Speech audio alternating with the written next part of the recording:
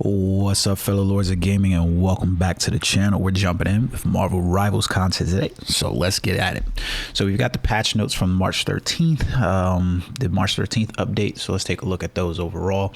Not a whole lot dropped there, but there is some updates for the Twitch drops and some uniforms, things that basically were added. So for the game drops, like I said, Twitch drops are enabled, so go over to Twitch, look for your favorite Marvel Rivals Twitch creator, look for the drops that are enabled, and basically what you're going to be able to net yourself is a new Galactica spray, the Will of Galactica spray. Then you're going to be able to get the Adam Warlock nameplate, and then a new chroma for Adam Warlock's costume. Luckily for me, I was able to just go over and watch one of those creators, and you can see here all of these skins and things like that, the spray, they were basically available, so I can claim those. Really simple. Like I said, just basically go in, make sure that your accounts are enabled, and then you can get those. This skin for Adam Warlock, I don't think a lot of players are going to be using that Adam Warlock cosmetic anyways. I really don't think that that's going to be his uniform, but there you guys have it. This is essentially a skin, purple and I don't know, blue kind of look. Not my favorite look, especially over his blood and soul skin. Just, yeah, that's just not my thing for it, but it may be your thing, and that's no hit to you. So outside of this, we did get some updates for some characters. Some hero balance adjustments were made for the game, and I want to specifically take a look at those. So the first character that got some hero adjustments was our boy Human Torch. So Human Torch received some balances to his range and his abilities on his skills. So let's take a look at what those are. So Fire Cluster, first of all, they increase the range on those, or not the range necessarily, but the projectile speed, the rate at which they came out. I wish they would do the same thing to freaking other characters as well, like freaking Doctor Strange, namely, in my opinion.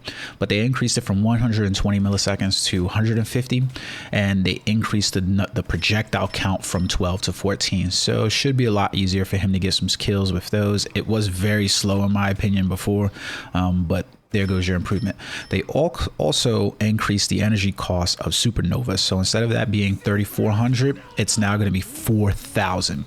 And they increased the activation wave damage from 70 to 80. And then the Flame Tornado deals 120 per second instead of 100 per second. So it's a great control ability, you know, if people are using it appropriately. It's a great way to control an area and basically like deny a zone to a team. But at this point, we all know what to basically do with those. Especially if you have strategists, you know how to counteract the ability. I don't know that this is going to necessarily run Human Torch up the, usage inside the game any more than what he was already, because I think a lot of players who were skilled at him already understood how the skills worked and they worked around it. This just gives them a little bit more edge. Now, outside of Human Torch, we got another update for Iron Man. I don't know. I really don't know what they're doing, but so previously the Unibeam was improved, right? So now Repulsor Blast, they are making some adjustments to that one. So they want to basically increase his mid-range offensive capability. So the Repulsor Blast stage 1 and 2, the direct hit has been decreased from 55 to 40, but they increased the spell field damage, meaning, that's what they called it, but spell field damage, or the radius, from 35 to 50, and they decreased the stage 3 hit from 65 to 50 and increased the spell field or the radius from 40 to 60. So he's not dealing as much damage, but he has a wider area for his Repulsor Blast. And then they decreased the Repulsor Blast armor overdrive direct hit damage. They decreased that from 50 to 55, and then they increased that spell field by about 10 as well, from 55 to 65. So if you notice, what it is essentially is you're activating armor overdrive, which then allows you to cast Repulsor Blast. And if you notice inside the window there, you can see that it's essentially a wider radius inside there than what it was before. That's essentially what it's doing. Same thing for Repulsor Blast. The radius basically from there is basically increased, so that way you can do a little bit more inside there.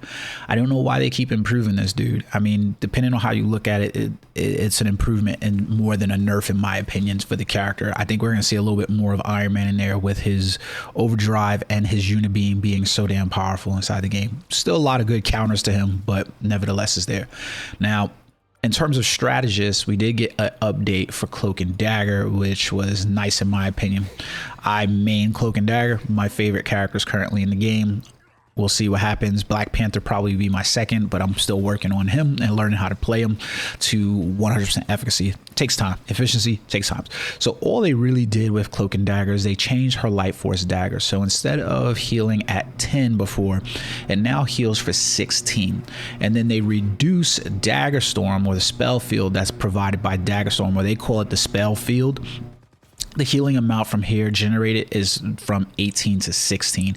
So you'll definitely notice that there's a lot less that's happening inside here, but I think it gives players a little bit more incentive to basically use Light Explosion. So that way, essentially, you know, Light Explosion was meant to boost the healing of those things. So if you were able to, for instance, cast Dagger Storm and then cast Light Explosion and then cast Light Force Dagger, so that way you're hitting your team with the maximum amount of heals that you could, basically, you know, give her that nice like burst type ability, especially since she already has one of the reasons why people like playing her is because she has the auto targeting inside the game anyways with her Light Force daggers. So there you go. That's all the updates. Now, outside of this, what I did want to give you guys some information on as well is the look at some of the new uniforms that they currently have in the game for specifically Loki and Storm. So I think that these looks, in my opinion, are pretty good. They're both 1600 cred cost, but the Loki uniform looks pretty good. If you've watched the Loki series or you've read the comics and you had to vote for Loki, it's all here for you. I mean, it's a very slick looking uniform. The scarf looks amazing. You know, his feather peacocking or whatever that he has here, and even all the designs on his jacket, it looks really, really cool, and it looks pretty good in game. We've got the MVP you know, come to the podium for the president. That looks pretty decent. Finishing off with the book, the Loki vote, Loki believe book. The animation for him for his victory looks pretty good in celebration. And then we've got the nameplate and the vote for Loki. Believe with the lie, emphasize vote Loki. I think it's a very good 1600 pack. I don't main Loki. I don't really play Loki as a strategist that much, but if you are an enthusiastic Loki supporter, I think you can go this. The only problem is I think Loki has other cosmetics that look better than this one, and I don't see people necessarily swaying away from this one. However, Storm, Goddess of Thunder, she's got a pretty decent look inside here. And I particularly like this. Her MVP right here looks absolutely amazing. And then they did her pretty decent in terms of like this overall costume, giving her the Asgardian runes designs, all about her, you know, adorned about her with her, you know, skirt and her cape and stuff like that. That's all there. And then they did a really, really cool design, in my opinion, with her hair, you know, got them 4C curls going. And so you can see it's nice spun, and all through it, it looks like a storm cloud basically is happening in her hair. You see all the like different lighting effects and then the pulses of the lightning going through it. I think it's a really, really cool design.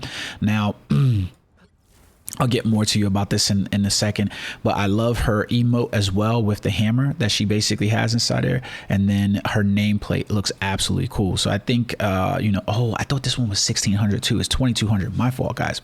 Obviously 2200 that you're getting is basically for this nameplate, right? That's what you're paying for. It's that nameplate. That's the extra cost there, I guess. But I think overall, this is a really, really cool looking uniform, and you can go to each character. And the interesting thing that I want to start pointing out to you guys with this is that, like for Vanguard, that if you start looking at the characters inside of here, you can go to the cosmetics and you'll see something, for instance, where down here it'll show you first appearances of those characters, and you can go over to, so for instance here, the Goddess of Thunder, this look first appeared in X-Men Annual 1970 number 9. It was from a comic book series in which Loki made Storm the Goddess of Thunder as a trick on, like, you know, Thor, and she has over the ages typically taken this Goddess of Thunder role, and more recent incarnation of her Goddess of Thunder type role or character, she becomes part of the Thor Corps, and she basically you know, has the powers basically bestowed upon her or given to her. You know, weird how you talk about it necessarily being that it's Storm anyways, and she's an Omega level mutant, but she joins the Thor Corps, and you basically get to see that as well. There's other instances where she has it and she doesn't. Now, the very interesting about it, the only real difference, if you were to go look it up and see the difference between this uniform, is obviously a play on that X-Men annual from 1970. If you go look at that one, she has white hair, so they took creative liberties obviously with the blue hair. I have a friend who plays this character quite a lot, and he doesn't necessarily like the way the hair looks, and would probably have preferred a white hair instead of the blue hair, because I guess it does look really weird with her in-game character animation. So, but know that I think that this is a really cool look, and I see a lot of people who like Storm probably migrating to that character. It is just such a dope design, in my opinion, that I don't think that you can get away from like paying attention to that if you wanted to go buy it.